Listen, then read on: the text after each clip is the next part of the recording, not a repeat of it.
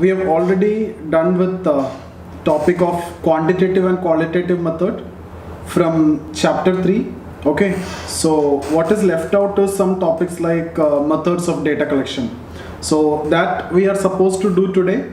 Apart from that, some topics like small topics like sampling, variable, hypothesis, reliability, validity, that I will do next day.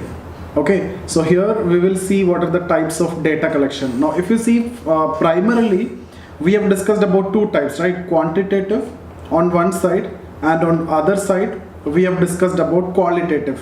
So from that itself you can see these are two different types of methodologies which use different methods. So quantitative use certain methods which may be preferring the facts, right, and which prefer the data in terms of numbers or something which can be quantifiable. So you can see the methods which this approach using, the quantitative approach, will be based on this only, right? Or we can see positivist approach. So quantitative means generally positivist approach. So positivist will go for facts, numbers, something which is quantifiable in nature. So quantitative methods is what they are going to use. So here qualitative means that is with respect to non-positivism mainly. So they prefer the data in terms of description or understanding, etc. So they don't prefer numbers, they don't prefer facts, because social phenomena cannot be quantified in terms of numbers or facts according to these understanding, right? So for them, for non-positivist, it is very much impossible, rather it is very difficult to quantify the social phenomena or the consciousness of individual, etc. So generally in the case of non-positivism, the qualitative methods is what actually preferred. So the methods that you are choosing is actually based on whether your approach is related to positivism or non-positivism, or it's all about what type of data you need, whether you need quantitative data or qualitative data. So that's what I have written in this introduction. Now see this, you won't face any problem in this particular chapter. In any question, if it is asked, it will be direct. But there is a problem. The main problem with respect to this chapter is the common the commonly known or commonly referred research methodologies, we can study the positivist methods and non-positivist methods, we can study. Whatever we are not covering here, if you see some questions in your exam, most of them would have been, we will be covering in our chapter on thinkers also. Like in Emile Durkheim, we will cover certain methods like multivariate analysis. We will also cover video is lagging for all of you. See, we will be discussing about Emile Durkheim. At that time we will talk about, but Emile Durkheim, remember, he is a positivist, but I am saying some methodologies, right? So here research methods, so we will talk about multivariate analysis, we will talk about indirect experiment, etc. So those techniques we are not going to discuss here, because we will be dealing with that in detail in the chapter of Emile Durkheim. Similarly, in the case of Max Weber, we will see certain methods like causal pluralism, causal probabilism, or ideal types, okay, Verstehen. All these will be discussed in detail under Max Weber. So those methods you won't see here. So general methods like participant observation, okay, you will see these methods, but rarely exactly like that will be asked in the question. Maybe participant observation will be asked, but survey, interview, the chances are rare. So they will either ask you research methods, or they will specifically ask you participant observation. Okay, survey, interview, questionnaire, case study, these chances are very rare. But some years it has been seen that, content analysis is asked, focus group discussion is asked. So those questions, since which are asked, we have incorporated here. Generally, when I have prepared for sociology, nobody was teaching you these type of methods, because generally certain methods are there. But once it is asked in paper, then teachers started teaching those methods. But understand one thing, hundreds and more than that research methods is there. And for that, there is a book also. You can, if you want, for this particular chapter, you may get 1 or 2 questions. So for this, you can also refer to the research methods by Ram Ahuja, or there are many books are available. So that is a topic in itself. There is a book which is available for that particular topic. So it's a very lengthy, very huge topic. So what we will do is we'll cover the basic aspects, and that is what possible.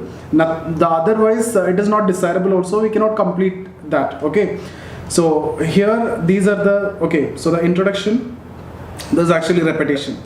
So techniques of data collection depend on whether the data required is quantitative or qualitative, right? So if you need a quantitative data, like you need in terms of numbers or facts, you will go for specific method of data collection. If you need qualitative data, you will go with that particular approach. We are going to discuss all those approaches.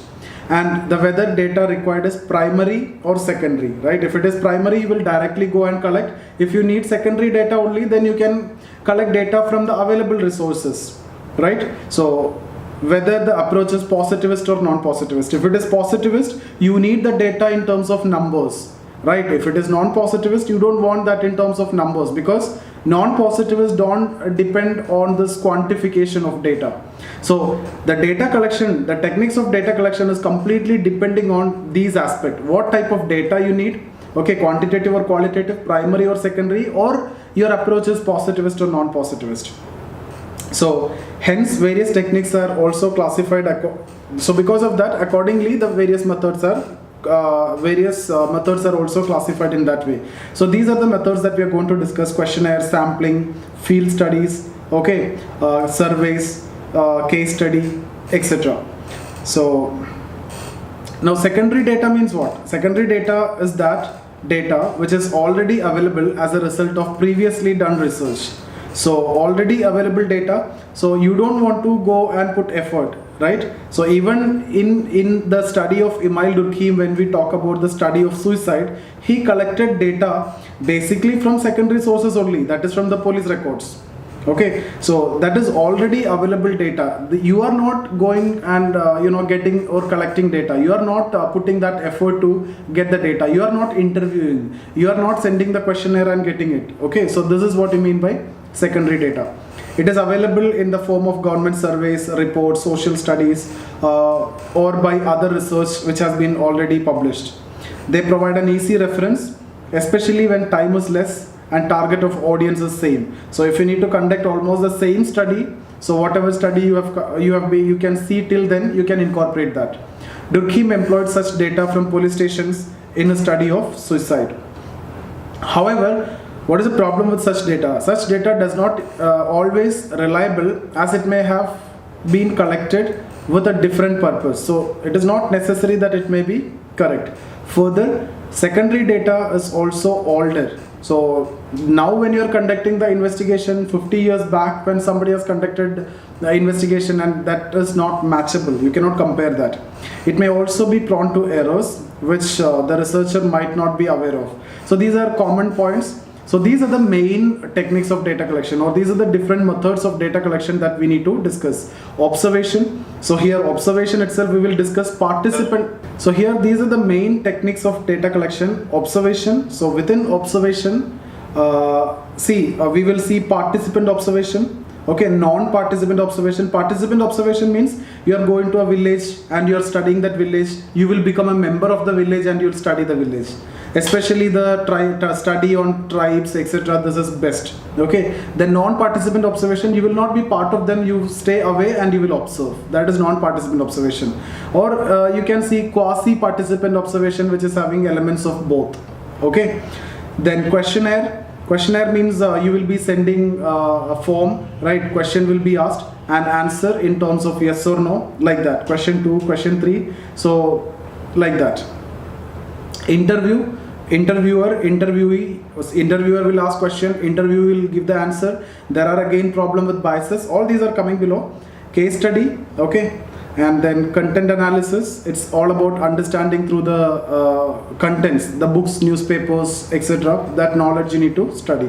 Focus group discussion. It is a focused group. If you need to conduct a study on divorce or some other issue or marital breakdown or domestic violence, you make a focus group first. So all the members will be connected to that, and then there will be a discussion which will be allowed on the same topic, and then there will be a moderator who will control this discussion. So here the moderator bias also may be there. Okay, survey can be based on interview, questionnaire, schedule, all this will be there. Life history or biography, oral history, okay, schedule and questionnaire is almost same. In case of questionnaire, you will be sending the question, okay, and then answer, there will be a column left out, yes or no. So in case of schedule also, this will be prepared, but in case of schedule, it will be actually filled by the moderator. There will be another person who will be filling. In case of questionnaire, it is that person who will fill this and will send back to you. Okay, so it is almost same only actually. Okay, now observation. So these things actually you can read. I will only focus on these underlined parts. Pauline V. Young, observation is a systematic viewing along with consideration of seen phenomena.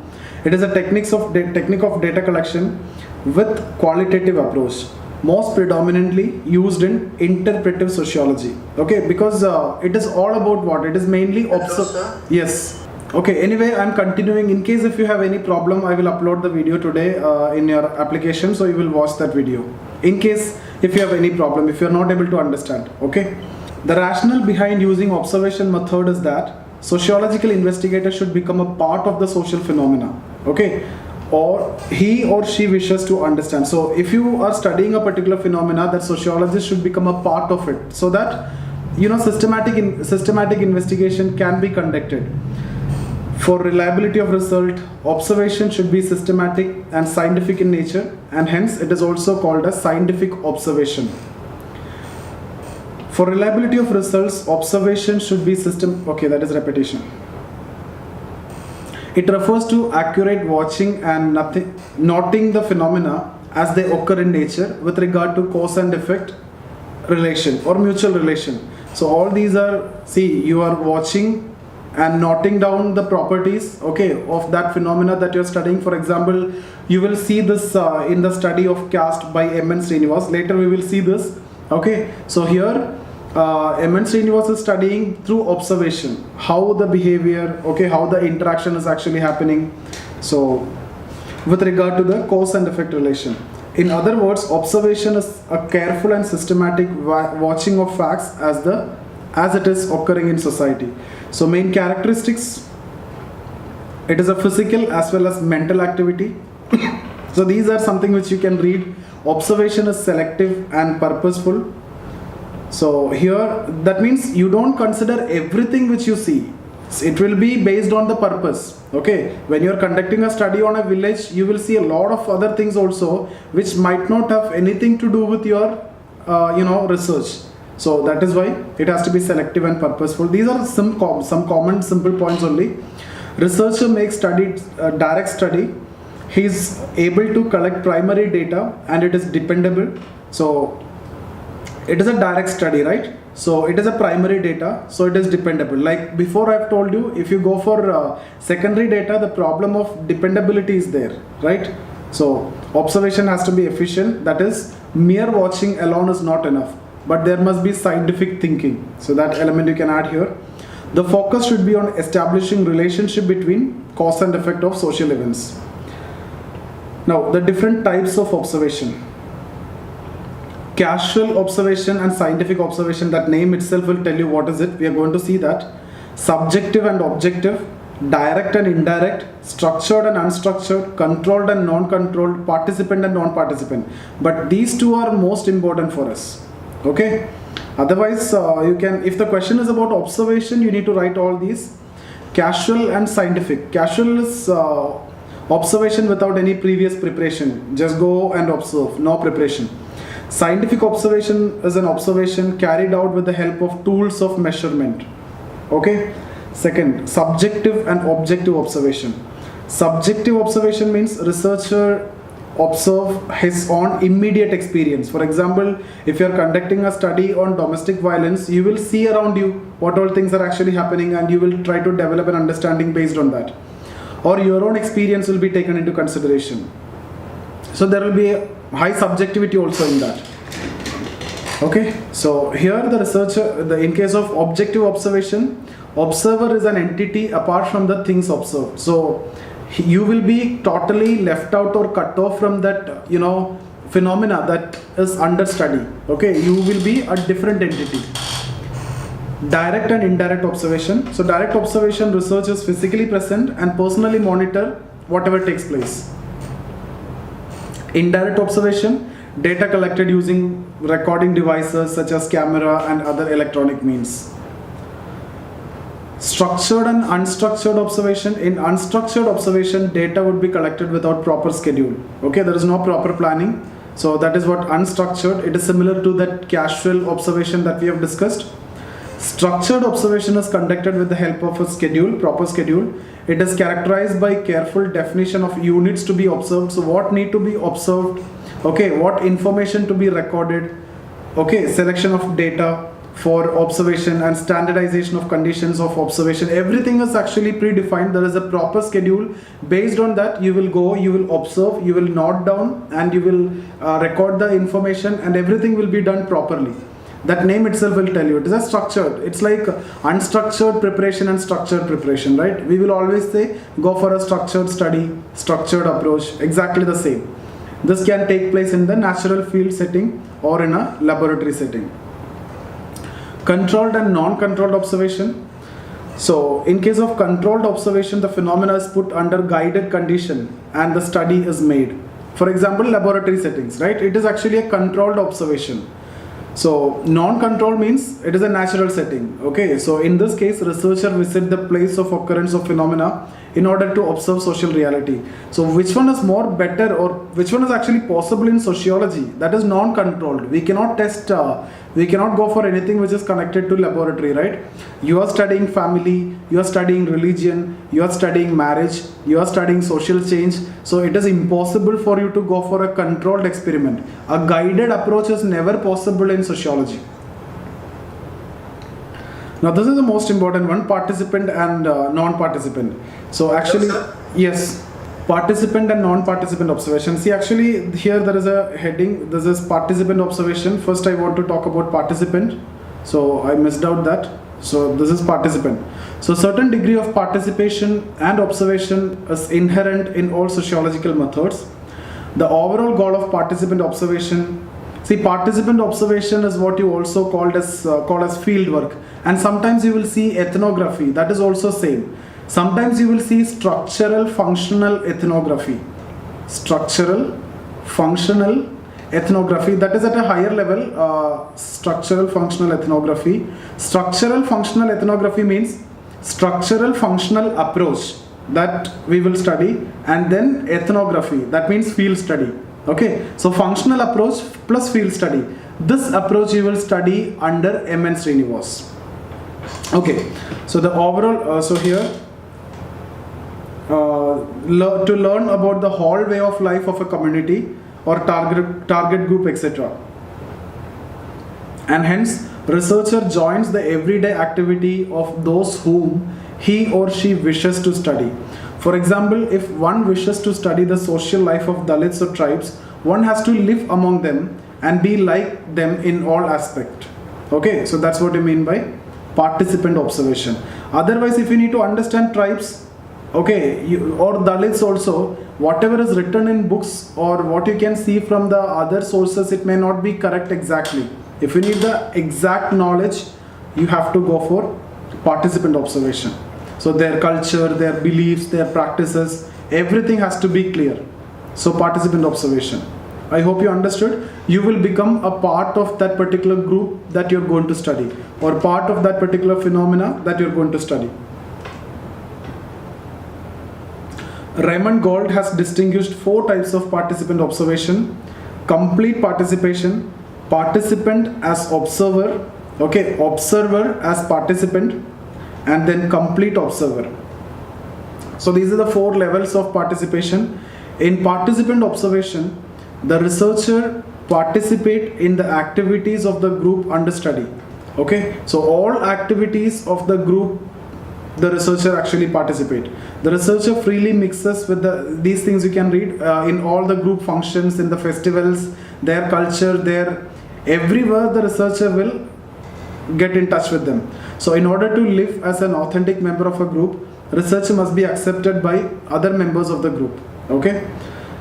According to William Good and Paul Hale, in participant observation, the researcher lives as a member of the group. He becomes an active member of the community. This is mainly used in the study of primitive society. Just before we have discussed about tribes. Okay. So you can see Malinowski, and mainly an anthropologist. We will discuss later when we discuss about Merton.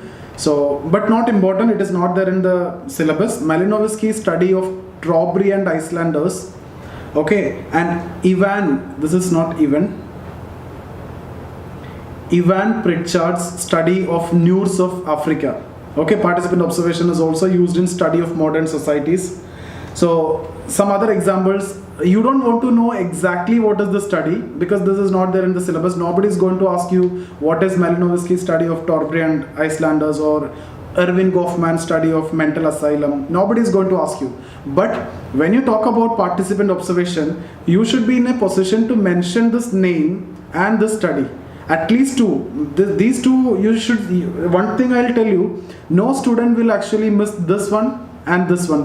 No student is supposed to miss this two. These two are very important.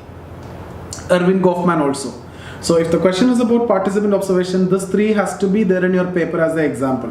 Otherwise, whatever you write, if it is time and space is available, you can write. But this three has to be there in your answer. There is no chance that you can afford to miss this. Okay. So Erving Goffman study. Again, Aaron Sisorel study also juvenile justice.